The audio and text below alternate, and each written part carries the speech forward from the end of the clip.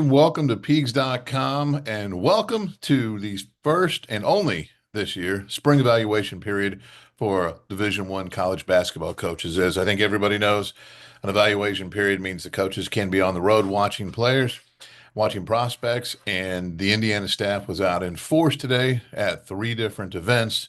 The two main events, the Nike EYBL circuit is down in Memphis. That's where Trevor Andershock is. The other one is the Adidas 3SSB circuit here in Council Bluffs, and that's where I am. So let's jump into some of this, Trevor. Obviously, the IU coaches were out in force. Let's just kind of start with who was there from the IU staff and maybe, a top performer or two that you saw from the IU prospects. Yeah, assistant coach Rod Clark was here in Memphis for representing IU, bouncing court to court, watching 15, 16, 17 U all day, covered a lot of ground. Sometimes, watching one half of one game, walking over to a different game for the second half. So the new assistant coach for IU, Rod Clark, definitely has a ton of connections at the AAU level and putting it to use here in Memphis. Watching the players that IU has already offered in the 2026 class and guys that they could potentially extend a scholarship offer, in the coming weeks and months here as the 2026 recruiting cycle really hits top gear. Overall, I thought it was a really good day for, the IU prospects that played.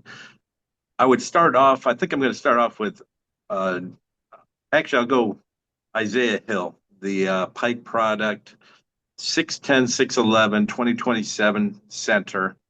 Had about 10 points, I believe, 10 rebounds, somewhere in that range, but also seven blocks on the day. So, and it was the defense that Indy Heat played against Expression 16U that really flipped the game in Indy Heat's favor with Isaiah Hill, being a main cog in that comeback victory. They really, really played well down the stretch. The final about 12 minutes of the game, Indy Heat played really well. That's a team that not only features Hill, but also Jahari Miller, another Pike guy. He's been playing really well lately. Been known as a shooter, as a 6'1", 6'2" shooter. Today, his defense and his slashing ability really took over. He extended his one-on-one defense full court, turned Expression's lead over time and time again, and really played a big part in Indy Heat's win. They also have Cam Mercer, 2028 five-star prospect. Those three really carried the load for Indy Heat. Thought all three played really well. So I guess I'll start off with that Indy Heat 16U group.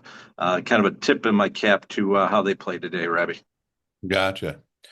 Yeah, I would say here in Council Bluffs, first of all, it was Drew Adams and Kenny Johnson who were here for the Hoosiers. Obviously, two guys who are just incredibly connected on the AAU scene. Guys who've been around a long time and know a lot of people, and that was really, really obvious. So many people just pointing at him, smiling, very happy to see him. So there's a lot of connections there. I'm going to go with two guys for probably my headliners from the IU perspective here in Council Bluffs. Anthony Thompson, 2026 forward, was just tremendous for the Indiana Elite 17U squad. He started the game with just, a head turning 5 minutes. He's running the floor like a guard, which he can do. Just so fluid, finished in transition, rebounded well out of his area. With that outstanding anticipation and length that he has, blocked a shot and challenged other shots. I think the only thing he didn't do the first 5 minutes was make a three, but everybody knows he can shoot. Um, and he later on he really got it going on his shooting. He had two step back threes off the dribble. This is a 6'9" guy who can rebound well above the rim, can block shots, can finish above the rim, and he's out there making dribble moves for step back threes. Finishes with 26 points, 6 rebounds, three steals, and three three-pointers. So he really had Anthony Thompson. Just he had a tremendous day. There were people who I guess had never seen him before who were just sort of, you would get the, oh my, the reaction like, oh my gosh, did you see that from fans watching? And even some of the coaches were, looking at each other like, wow, this kid's for real, which you and I Yeah. know, but it was interesting to see people who hadn't observed that before. So certainly for Anthony Thompson, that was a really good day. The other headliner, I think, for me from the IU perspective, would be Latrell Almond, 6'8" center. He had just a fantastic game. Um, 26 points. The box score listed 5 rebounds, but it was more than that. And he also had a couple really nice passes. I don't think the stats credit him with an assist, but probably should have had at least two. And he had a couple others that would have been like hockey assists. And he's got power to his game. But he also, he made a three. He made a couple other face-up moves. He's so good at just drawing contact. He went 9 for 12 from the line. So getting 12 free throws in an AAU game, that's pretty good. So I would say Latrell Allman probably would have been also up there on the top line for me as far as, main IU prospects that played here at Adidas. Yeah, I don't love player comparisons because I think there's always major flaws when you do that. But watching Latrell Allman, Morgan comes to mind for me. Obviously, Allman's ahead of his trajectory at the high school level, but when you think of a finished product, I think he looks pretty similar to a Jawan Morgan, more athletic, a little bit longer. Like I said, the skill set is more polished at the same point in his career, but I see a lot of Jawan Morgan and Latrell Allman right now, Ravi. Yeah, that's a good point. I think just from remembering Juwan Morgan when he played AAU with Mocan Elite. Yeah. Yeah. Oh, yes. Sorry, names run together on AAU programs over the years. Yeah, I think, talking with Latrell for a little while after the game, he's definitely bigger and longer than Juwan was. But I do agree with the concept that you're going with there. Uh, who are some other guys who you got a chance to put eyes on? Maybe Ron Clark took a look at, maybe just kind of stood out to you down there in Memphis. Yeah. Jordan Smith Jr., a five-star 2026 prospect, didn't have a huge numbers game. I think he finished with maybe 14 points, 9 rebounds, somewhere in that range, but really took over the game down the stretch. You talk about a big-time competitor. Jordan Smith fits that bill. He just took the ball from, high level, high major prospects time and time again, forced jump balls, went into traffic. He's probably a barefoot 6'1", goes into traffic and just takes the ball away from 6'8", 6'10" guys because he's so strong, athletic, and wants the ball more than everybody else on the court. And then he takes it down the court in basically a snap. He's just so fast with the ball. He gets end to end before defenders even know what's going on. He did that down the stretch, really propelled team takeover to that win uh, over Expressions Elite. It's kind of funny. I mentioned Expressions 16U. I saw him 17U, and I saw him 15U. So I hit for the Expressions Elite cycle today, Ravi. Saw their whole program. Just the schedule worked out that way. I never circled them individually, but the matchups just worked that way. So I'd say Jordan Smith is another guy. Just to not have a monster stat line, but yet dominate the game and push the team takeover to a victory, I thought was really impressive today. And Rod Clark was front and center for that one because not only do you have Jordan Smith on that team, they also have Prince Alexander Moody, who IU offered in that 2026 class. So two guys IU's already offered, and he was there watching both of them today. Yeah, obviously team takeover, a lot of connections there. Certainly with Kenny Johnson, who formerly coached with Team Takeover back in the day. There were a couple of DMV guys here in at the Adidas event, coaching obviously DMV teams and chatting with them in between a couple of games. Both of them were like, "Man, you're going to have to get some frequent flyer miles and be coming out to DC because Kenny Johnson is going to be all over so and so and so and so and so." And they went through a list of guys, and I was like, "Yep, sounds like Kenny's back to work in the DMV." Which obviously, hey, Victor Oladipo, Robert Johnson, there's some guys who are pretty good from the DMV for the Hoosiers over the years. Here in Council Bluffs, a couple other guys to mention. Davian Atkins out of Dallas, another player that Indiana has offered here this month. I was able to watch him. Talon Kinney originally out of Kentucky, plays at Overtime Elite in Atlanta, plays for the Wildcat Select AAU program where IU has had some connections for a number of years, and where Drew Adams certainly knows a lot of people.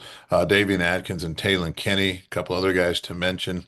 I got a chance to watch the Indiana Elite 16U team a couple times, and certainly they have just a phenomenal backcourt. Jason Gardner Jr., already a national top 25 player, and Cooper Zachary, who just had a tremendous game today. Those two are not only the Indiana Elite 16U backcourt, they're also the starting backcourt for Fishers High School there in Indiana, which this past season was the Class 4A runner-up, the year before Class 4A state champion. So Cooper Zachary and Jason Gardner Jr., big factor in winning at the 4A level in Indianapolis and with the Indiana Elite AAU program. Uh, Jason Gardner Jr. was good. And I say good because he's been fantastic so many times when I watched him play.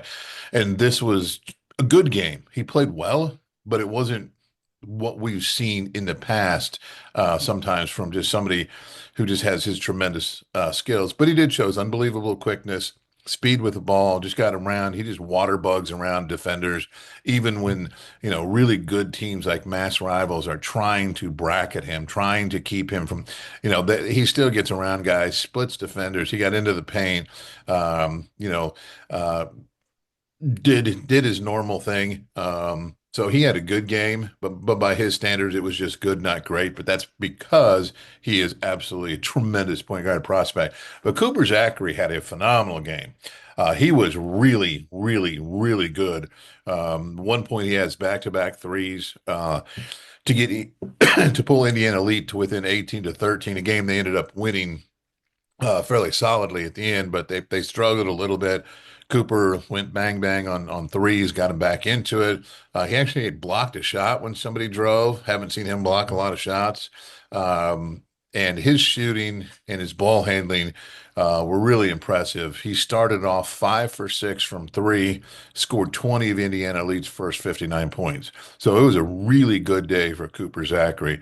Recently got a Nevada offer, has a whole bunch of schools who are, watching him, paying attention, monitoring him, and it was a really good day for Cooper Zachary. Brandon Hunter also had some nice plays for Indiana Elite, another in-state player from Silver Creek, who a lot of people down south in southern Indiana are aware of. But yeah, I think on that 16U team, this was a good day for Cooper Zachary. He really showed out with coaches in the gym. And then another team that I got a chance to watch a couple times, the Indiana Elite 15U team. And obviously, a lot of kids in 2028 class, long way to go. But there's some good talent there, some interesting talent. Drew Adams and Kenny Johnson kind of made a point of just watching that team, kind of making a statement that, hey, we're the new IU staff. We're paying attention to the state. We're watching your 15, 16, and 17U kids. Boogie Cook had a really good game tonight.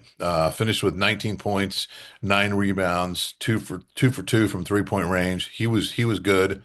Noah Washington had 18 points, 3 rebounds, couple of assists. Only shot 2 for 7 from three. He can be better than that, but he was good. Maxwell Joyner was solid. Rashawn Clark was solid. So it's certainly an interesting Indiana Elite 15U group that's probably going to be worth keeping pretty close eyes on here over the next few years. Yeah, I think Boogie Clark has a chance to be really special in that 2028 class. The size, athleticism, and skill already, as a freshman, is pretty rare. Getting back to some of these Nike EYBL guys, watching Mocan Elite 16 and 17U teams, that's where Rod Clark has, really deep connections. Enjoyed watching Ethan Taylor, the 2026 center that Indiana offered recently. True 7-footer, good base to him, really good hands, catches and finishes quickly. A lot to like about his game. More of a traditional center, doesn't really pop out to the 3-point line at this point. But as a traditional center with his size, he can move in the open court, can run the floor. Really enjoyed watching him. Talked to him briefly after the game, and he kind of was basically surprised that he ended up getting that Indiana offer. Didn't really have them on their radar until Rod Clark took the job, and they jumped in there. Said he's talking to the whole coaching staff at this point, really getting to know IU since one, he didn't expect it, and two, he just really doesn't know much about IU at this point. So the recruiting process will definitely open his eyes to what's available to him. So I thought he had a really good game. Talking about some 2028s like you did, Rabbi. Dylan Ziegler was fantastic in the early morning game for Indy Heat 15U. Ohio native won a state title with Lutheran East this season. A point guard, but can really shoot it, really score. They played, like I said, they played Expressions Elite 15U, really long athletic team. He was basically the only Indy Heat player that looked comfortable against that size and athleticism, but he looked really comfortable. He was able to score early and often from deep, get to the rim, really good finisher with his quickness, good ball handler, good passer. So a very big high upside for Dylan Ziegler out of Ohio in that 2028 class. Yeah, it's gonna be a lot of fun, I think, to follow some of these groups as they move forward and progress. Because, like you said, there's some guys who are really showing clearly they're high major guys, and they might be very good high major prospects. And that's something that Indiana wants to do is build relationships, use existing relationships, and sort of have a chance to kind of start getting back to stacking classes a little bit. At the Adidas event here in Council Bluffs, it was a loaded coaches section. I mean, it was absolutely the Indiana Elite, a couple Indiana Elite games. It was three rows deep for the main court. They've got sort of like stands set up for the coaches section, and it was packed. We're talking Indiana, Purdue, Duke, North Carolina, UConn, Auburn, Tennessee, Kentucky, Ohio State, Arizona, Maryland, Butler, Xavier, Iowa. Mark Schlesinger from Indiana State was here. Oral Roberts, Nevada, Miami of Ohio, Bradley, just a whole bunch of schools. I mean, it was really, really packed. And I'm just going by the ones who I saw when I was watching games. There's 8 courts here, so there's plenty of other coaches who I just didn't see because I was focused on who I was watching at the time. But it was a loaded coaches section here. I mean, it was really, really, really strong. Yeah, same here at Nike EYBL. And there were in the later games, the 6:30, 8 o'clock games, there was no room to move, nowhere to sit. Coaches sections were overflowing into the regular stands. The bench, even the benches for the players were crowded with spectators all around. Not a ton of room here in Memphis. So the spectators were basically overflowing in every conceivable crevice here, Rabbi. Definitely got a little warm and toasty inside Nice. there. Nice.